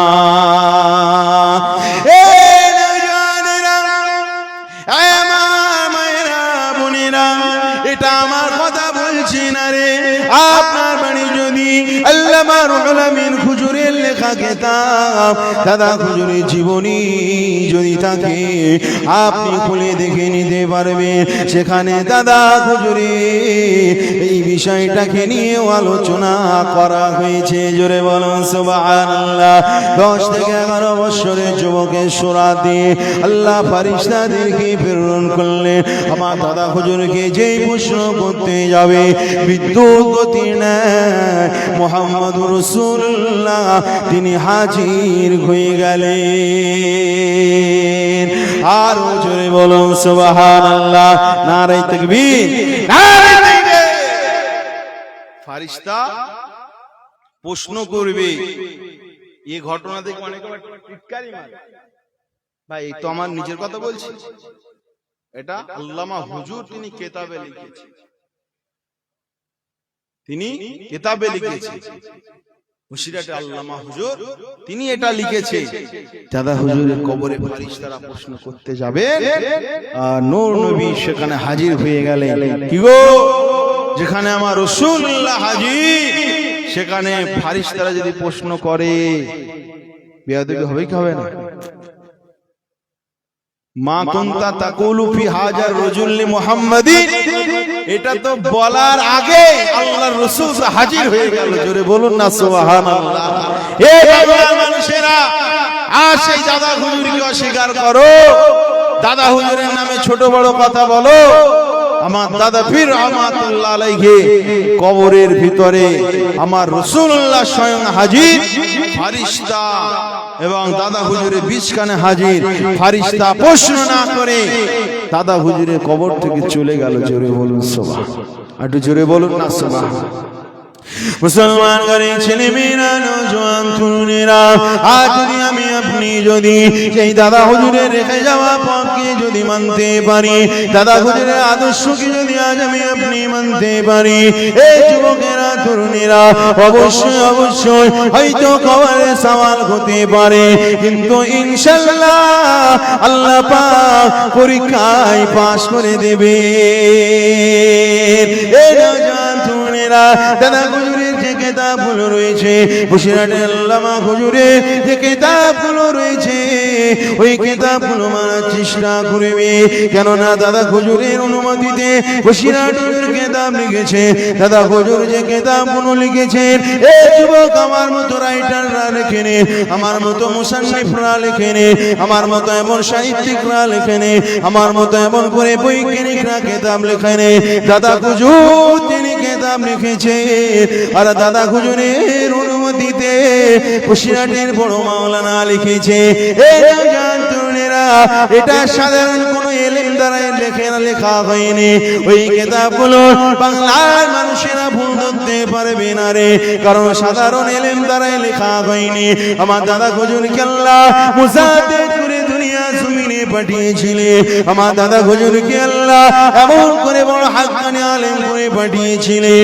এই যুবকেরা তরুণেরা, আমার দাদা হুজুরকে আল্লাহ ইলমে লাদুন্নি আসমানি জ্ঞান দিয়েছিলেন।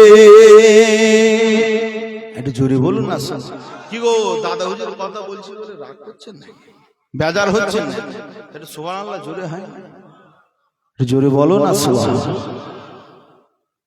মুসলমান ঘরের ছেলেরা, নওজোয়ান তরুণেরা, আমার দাদা হুজুরকে আল্লাহ পাক ইলমে লাদুন্নি দিয়েছিলেন, যেটা স্বয়ং আল্লাহর পক্ষ থেকে পাঠানো হয়েছিল। এই নওজোয়ান তরুণেরা, বসিরহাটের বড় মাওলানাকে মানুষেরা চিন্তনি, বসিরহাটের বড় মাওলানাকে মানুষেরা চিন্তনি। বসিরহাটের বড় মাওলানা অনেক জ্ঞানী ছিল। কলকাতায় পরীক্ষায় 1 নম্বর কত, জিনেদের সঙ্গে পরীক্ষা দিয়ে আল্লামা হুজুর ফার্স্ট হতেন। এই যুবকেরা তরুণেরা, মাদ্রাসায় জিনে ছেলেরাও পড়ে। আপনার অনেক বড় বড় মাদ্রাসা রয়েছে, আপনার দেওবন্দ বলেন, মাজাহিরুল উলুম বলেন, এমন করে আমাদের ফুরফুরায় বলেন, এমন করে আমিনপুরে বলেন, হয়তো আমরা দেখতে পাই না রে। অনেক মাদ্রাসায় বুড়ির পুকুরে বলেন, এরকম ঘটনা আমরা দেখেছি। জিনের ছেলেরা সেখানে পড়াশোনা করে। এমন করে কলকাতা ইউনিভার্সিটিতে জিনের বাচ্চারা সেখানে পড়াশোনা করতো। তাদের সঙ্গে আল্লামা হুজুর পরীক্ষা দিয়ে সেখান থেকে মানে ফার্স্ট হতো। জোরে বলুন সুবহানাল্লাহ। এই নওজোয়ান তরুণেরা, আমার দাদা হুজুরের বাবার কাছে বসিরহাটের আল্লামা হুজুরের এত নাম রে। বসিরহাটের আল্লামা হুজুর এলে হয়তো আল্লাহ দরবারে কবুল হতো কি হতো না জানি না। বসিরহাট হুজুর তিনি অনেক পণ্ডিত ছিলেন। বসিরহাট হুজুর অনেক কিতাব লিখেছেন দাদা হুজুরের ইজাজতে। এই যুবকেরা তরুণেরা, আমার দাদা পীর রহমাতুল্লাহ আলাইহি তিনার ওই ইলমে লাদুন্নির ফয়েজ বসিরহাট হুজুরের উপরে পড়েছিল। জোরে বলুন না সুবহানাল্লাহ। দাদা হুজুরের ফয়েজ হুজুরের উপরে পড়েছে আল্লামা হুজুরের। আল্লামা হুজুর তিনি সাধারণ মানুষ নয় রে, আল্লামা হুজুর বাংলার বাঘ হয়ে গেলেন। এই তরুণেরা, দাদা পীর রহমাতুল্লাহ আলাইহি আর বসিরহাটের আল্লামা হুজুর সুন্দরবনের জমিনে ওয়াজ করতে যাচ্ছেন। বাবা, তখনকার এত দামি গাড়ি ছিল নি, গরুর গাড়ির উপরে করে ওয়াজ করতে যেতে হতো। বসিরহাট আল্লামা হুজুর, দাদা হুজুর, বসিরহাট হুজুর দুজনা রয়েছে জঙ্গলের ওই গরুর গাড়ির সামনে হাজির হয়ে গেল। সেই সময় এমন করে গরুর ড্রাইভার সে বলতে লাগলো, হুজুর জঙ্গলের বাঘ চলে এসেছে, আমি পালাচ্ছি রে। এই নওজোয়ান তরুণেরা, দাদা সেই সময় বলেছিল, রে বাবা তুমি ভেগে কোথায় যাবে, তুমি এখানে দাঁড়িয়ে থাকো। দাদা হুজুর রহমাতুল্লাহ আলাইহি যখন বাঘ সামনে চলে আসলো, দাদা হুজুর বলতে লাগলো, ও আমার বড় মাওলানা আল্লামা রুহুল আমিন, ও আমার বড় মাওলানা আল্লামা রুহুল আমিন, তুমি তোমার চেহারা থেকে পর্দাটা উঠিয়ে নাও। এই যুবকেরা ধুনেরা বসিরহাটের বড় মাওলানা হুজুর তিনি সর্বদা চেহারার উপরে তিনি কাপড় ফেলে রাখতেন, কারণ তিনি এত পরিমাণে কান্না করতেন, আল্লাহর ভয়ে এত পরিমাণে কাঁদতেন। বসিরহাট হুজুরের চোখের পাশে এমন করে পানির দাগ হয়ে যেত। বসিরহাটের বড় মাওলানা হুজুর এরকম কাপড় ঢেকে রাখতেন সব সময়। এই নওজওয়ানেরা মুজাদ্দিদুজ জামান কুতুবুল আলম আমিরুশ শরিয়াত দাদা হুজুর পর্দাটা সরাতে বললেন, আল্লামা রুহুল আমিন চেহারাটা খুলে দিলেন।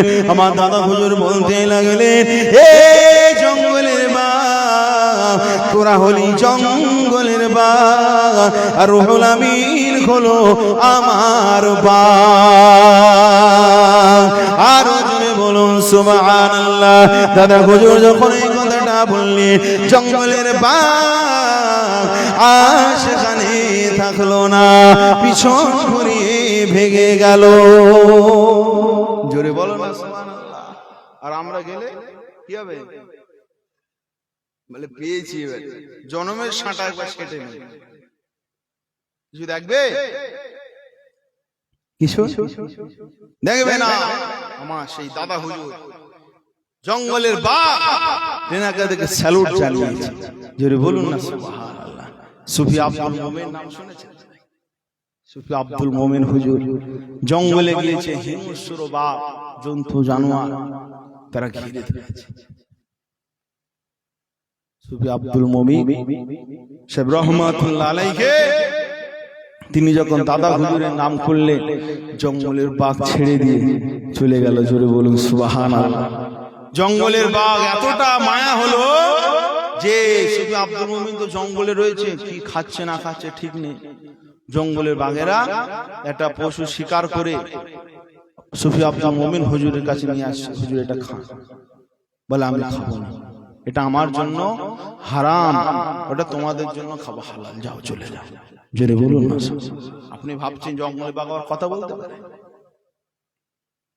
জঙ্গলের বাঘ আবার কথা বলতে পারে? জঙ্গলে প্রাণীরা আমার রাসূলুল্লাহর সঙ্গে কথা বলেছে, বলেছে কি বলেনি? যারা নূর নবী প্রেমিক হবে, রাসূলুল্লাহর আশিক যারা হবে,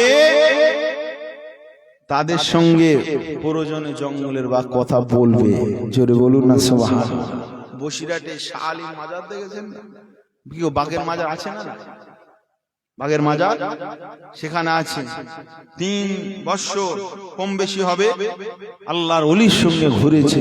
আল্লাহর ওলি যখন দুনিয়া থেকে যখন চলে গেলেন, ওই বাঘ না খেয়ে খেয়ে ওই পাশে একটা গাছ রয়েছে দেখবে, শুকনো গাছ, ওখানে শুয়ে থাকতো।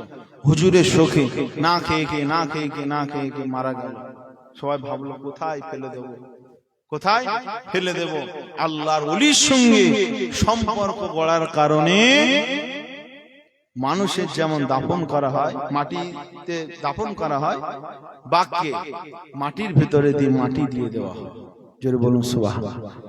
আল্লাহর ওলির সঙ্গে সম্পর্ক রাখবে। আল্লাহর ওলির সঙ্গে সম্পর্ক রেখেছিল কুত্তা, কুকুর। কি গো আসহাবে সুফার সঙ্গে রাখেন? কুকুর রেখেছিল। কুকুর কোথায় যাবে?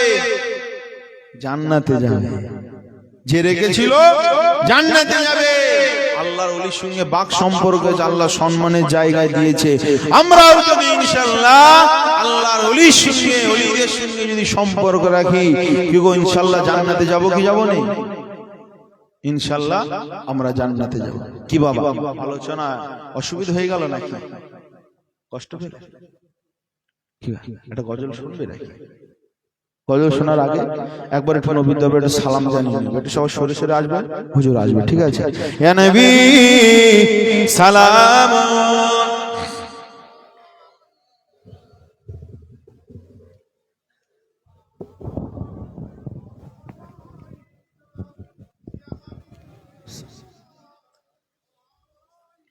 সরে সরে আসেন, জায়গাগুলো খালি রয়েছে। তালাল বাদরু ও আলাইনা মিন সানিয়াতি ইল বাদাই আজবা শুকরু আলাইনা মাদালিল্লাহ আকিদাই ইয়া নবী সালাম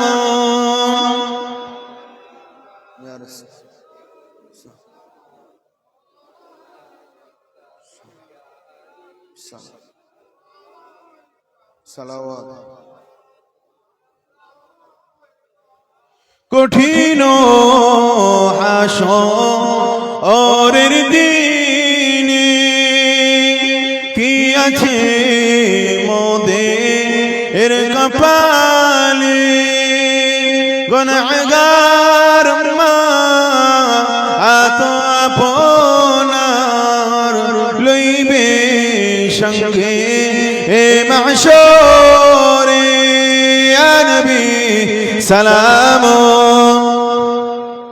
ইয়া রাসূল ইয়া হাবিব সালাম আলাইকা সালাওয়াতুল্লাহ আলাইকা। সকলে বসে যান, সরে সরে আসেন। ইয়া রাব্বি সাল্লি ওয়া সাল্লিম দাইমান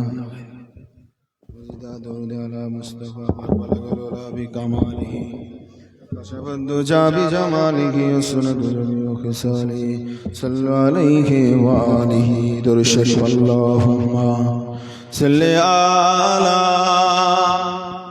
জোরে জোরে পড়ে وعلى آل سيدنا। আমার দিনদার ইমানদার ভাইয়েরা, নেককার আল্লাহওয়ালা গানেরা, আমার যুবক ভাইয়েরা, অনেক বাচ্চারা, তাদেরকে আমাদেরকে গাইড করতে হবে, ঠিক না বেটি? তাদের হাতে অ্যাভেলেবেল মোবাইল তুলে দিলে হবে না। অনেক বাচ্চারা রয়েছে তারা সারাদিন ফ্রি ফায়ার নিয়ে ব্যস্ত, ঠিক না বেটি? ফ্রি ফায়ার এই খেলা, ফ্রি ফায়ার খেলা হচ্ছে কাবিরা গুনাহ, বুঝাচ্ছে কথা? ফ্রি ফায়ার খেলা কাবিরা গুনাহ। বাচ্চাদেরকে এর থেকে দূরে সরাতে, বাচ্চাদেরকে বুঝাতে হবে, বাচ্চাদেরকে বুঝাতে হবে যে কোচি এটা করোনি, ওটা করোনি, এটা গুনার কাজ। এখন বাপ যদি ফজরের নামাজ না পড়ে যদি পাশ আলগা করে ঘুমোয়, ও বাবার ছেলে বলবে কোনোদিন? এই শুনতে খারাপ,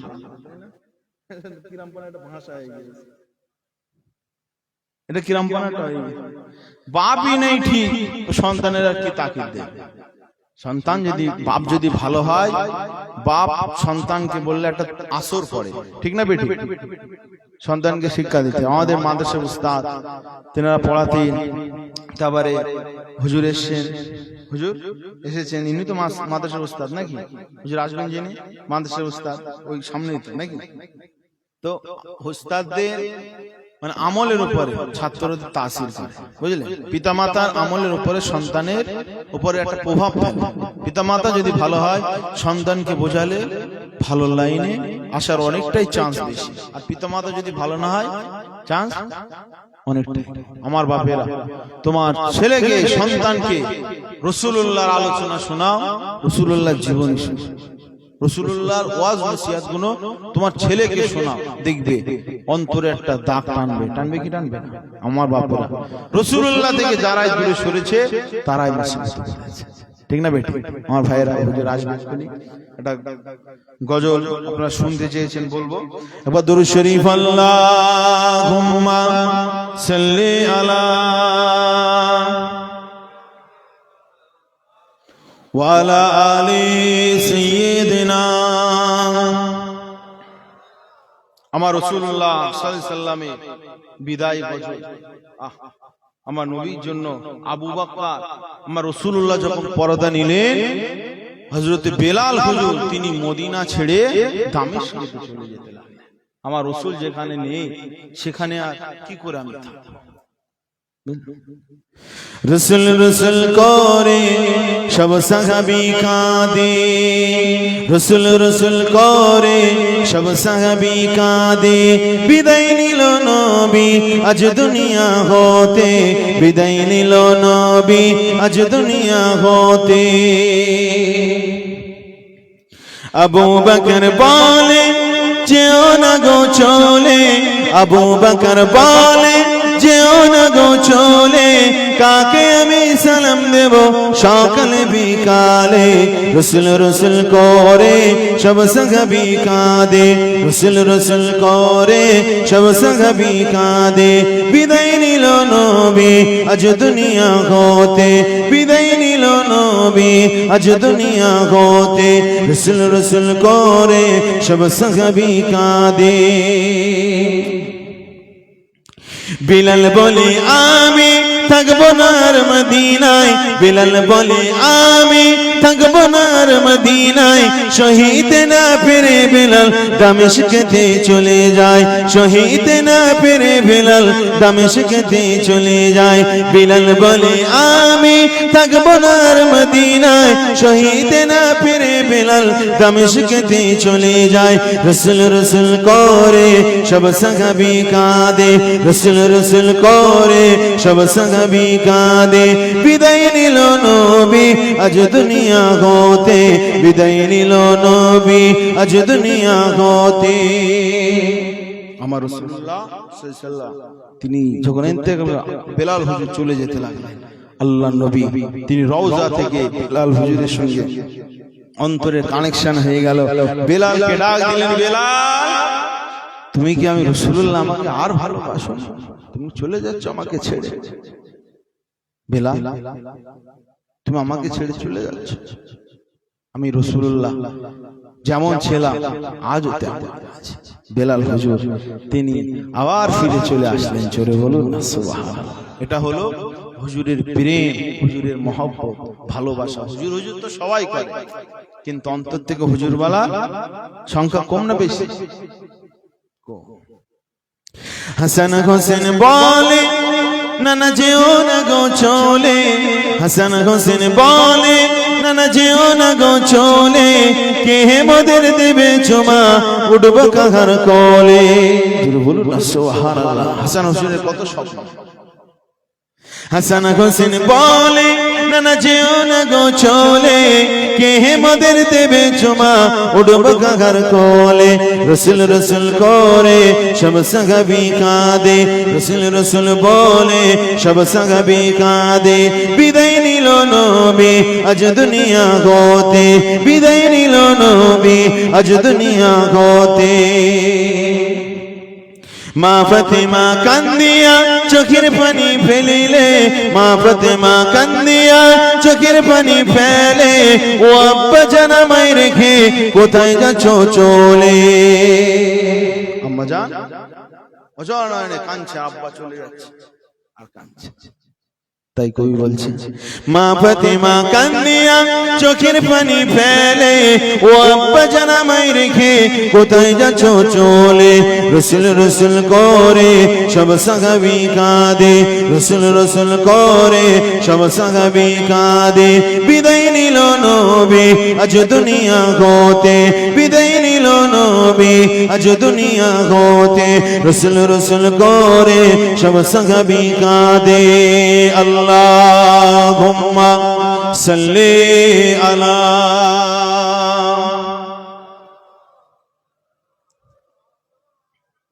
একটু জোরে জোরে পড়ে, ঘুম পেয়ে যাচ্ছে।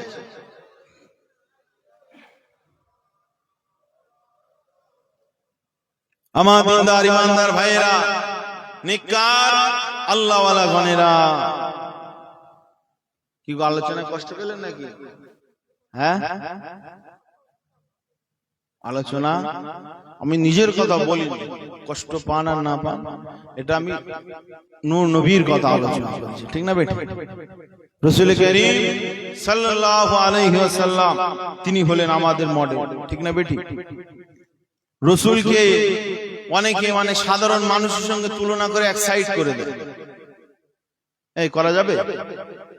রাসূল তিনি হলেন শরীয়তের হুকুম। কি বুঝলেন? শরীয়তের হুকুম। আমার রাসূল যেটা দেখায় সেটাই শরীয়তের হুকুম হয়ে যায়। জোরে বলুন না সুবহানাল্লাহ। আমার রাসূল যেটা দেখায় ওটা শরীয়তের সুন্নাত আমল হয়ে যায়। আমার নবী যেটা দেখায় ওই কাজ যে করে ওই কাজে সে সওয়াব পায়। আমার রাসূল যেটা দেখায় ওই কাজে মানুষ সওয়াব পায়। আর সওয়াবের নিয়তে কোন মানুষ যদি কোনো কাজ করে সেটা ইবাদত হিসেবে গণ্য হয়। ঠিক না বেটি? আর যদি অন্য কোন বেদাত কাজ যদি কেউ সওয়াবের নিয়তে করে ওটা কি হবে? গুনাহ হবে। বুঝাচ্ছে কথা? আর রাসূল যেটা করেছেন আমি ওটা করব সওয়াব হবে, তাহলে ওটা ইবাদত হিসেবে গণ্য হয়ে যাবে, আল্লাহর কাছে গণ্য হবে। মুসলমান ঘরে ছেলে মেয়েরা নওজোয়ান তরুণেরা আল্লাহ পাক কোরআনের মধ্যে জানিয়ে দিলেন মা তাকুম রাসূলু ফাখুযুহু ওয়া মা নাহাকুম আনহু ফান্তাহুন। এ দুনিয়ার মানুষেরা আমার আল্লাহ পাক জানিয়ে দিলে আমার রাসূল যেটা বলবে ওটাকে তোমরা ধরে নাও, আমার নবী যেটা ছাড়তে বলবে ওটাকে তোমরা ছেড়ে নাও, আমার রাসূল যেটা বলেছে ওটা তোমরা করে নাও, তাহলে কামিয়াবি দরজা তোমরা পেয়ে যাবে। নবীর বাইরে গেলে হবে না গো, আমার নবীর সুন্নাতকে মানতে হবে, আমার নবীর আমলকে মানতে হবে, আমার রাসূলুল্লাহর কওলি ফেলে আমার রাসূলুল্লাহর কথাগুলোকে মানতে হবে।